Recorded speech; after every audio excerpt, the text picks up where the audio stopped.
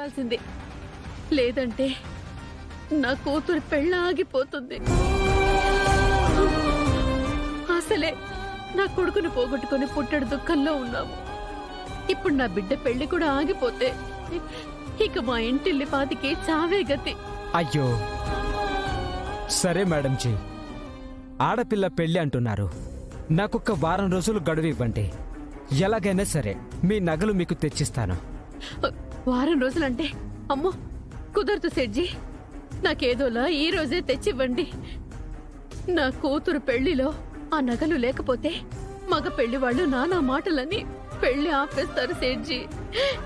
దయచేసి మీరు నా బాధను అర్థం చేసుకోండి. నగలు తీసుకొచ్చేసేయండి. మీరు అడిగినట్టు ఈ రోజే తెచ్చిచ్చేవాణ్ణమ్మా. కాకపోతే మీ నగలు కొన్న వాళ్ళు ప్రస్తుతం ఊళ్ళో లేరు. వాళ్ళు రావడానికి కనీసం వారమైనా పడుతుంది. వాళ్ళు రాగానే మీ నగలు మీకు తెచ్చిచ్చే పూచి నాది. వారం తర్వాత ఇస్తానంటే నా కూతురు పెళ్లిలో ఏ నగలు పెట్టాలి సేట్జీ? మగ పెళ్లి వారికి ఇచ్చిన మాటని మేమెలా నిలబెట్టుకోవాలి? మేడంజీ మీరేం బాధపడకండి. మీరు సరేనంటే నా దగ్గర ఒక ఉపాయం ఉంది. ఏంటి సేట్జీ? మీ నగల్లాంటివే అచ్చుగుద్దినట్లు నకిలీ నగలు నా దగ్గర ఉన్నాయి.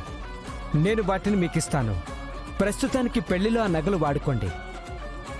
మీ నగలు కొన్నవాళ్ళు తిరిగి రాగానే ఒరిజినల్ నగలు తిరిగి ఇచ్చే బాధ్యత నాది. చెప్పండి, ఇవ్వమంటారా? వేరే మార్గం ఏమీ లేకుండా చేసేశారు కదా సేట్జీ. ఇక తప్పేదే ఉంది? నా తిప్పలేవో నేను పడతాను. తీసుకొచ్చివ్వండి.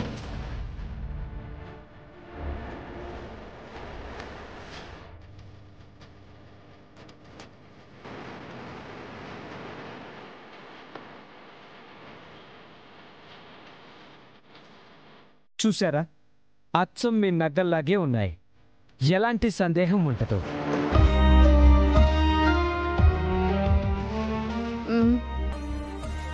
ఇవి అసలు నగలు కాదు, నకిలీ నగలని చెప్తే పిల్లలు కంగారు పడతారో, మగ పెళ్లి వాళ్ళు ఎక్కడ వాటిని కనిపెడతారోనని ప్రతి క్షణం భయపడుతూ ఉంటారు.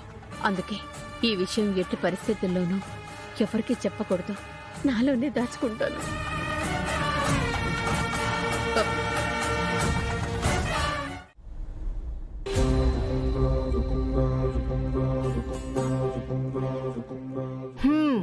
వచ్చేసుండారా?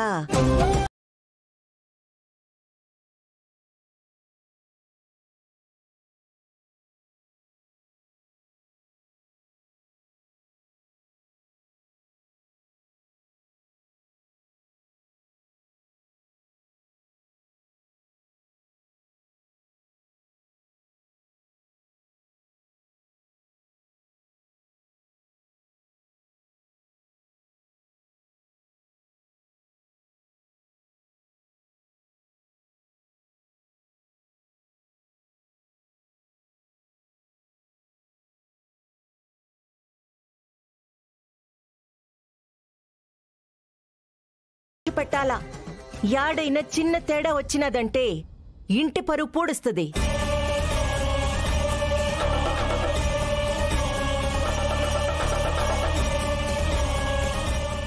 పెళ్లి చేసుకుంటామని ఇంటికొచ్చినప్పుడు అవమానించినారు మీరు.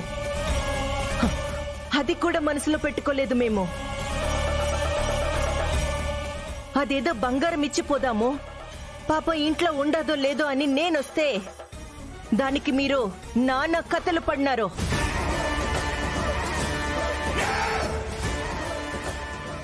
అది కూడా మనసులో పెట్టుకోలేదు.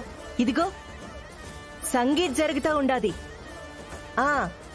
మీరు ఏడైనా చూసినారో లేదో అని ఈయనైనా చూస్తారని మా అన్న పిలిచుండాళ్లే. వచ్చినారు కదా, పద్ధతులన్నీ చూసుకోండి.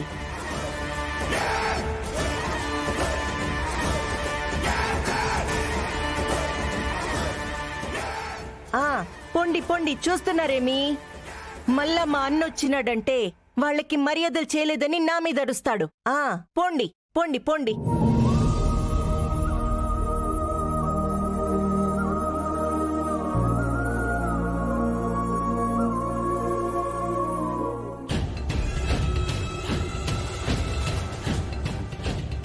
అందరూ జాగ్రత్తగా ఉండాలి. పెద్ద పెద్ద వాళ్ళు వస్తారు. వాళ్ళ ముందు మీ పరువు కంటే మా బావగారు పరువు ముఖ్యం. అది చూసుకుని ప్రవర్తించండి.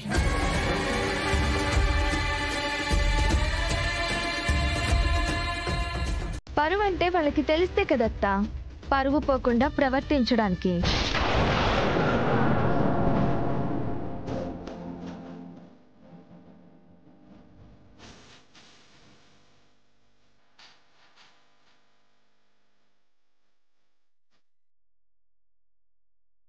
మొదటిసారిగా అన్న పెళ్లి జరుగుతుంటే అతని ఆనందంలో అతనున్నాడు.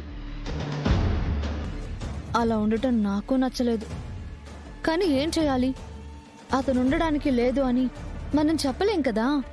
వాడు ఉంటాడో ఉండడో నాకు అనవసరం, కానీ వాడు నా కళ్ళెదురుగా ఉంటే మాత్రం నేను ఈ ఫంక్షన్లో ఉండలేను.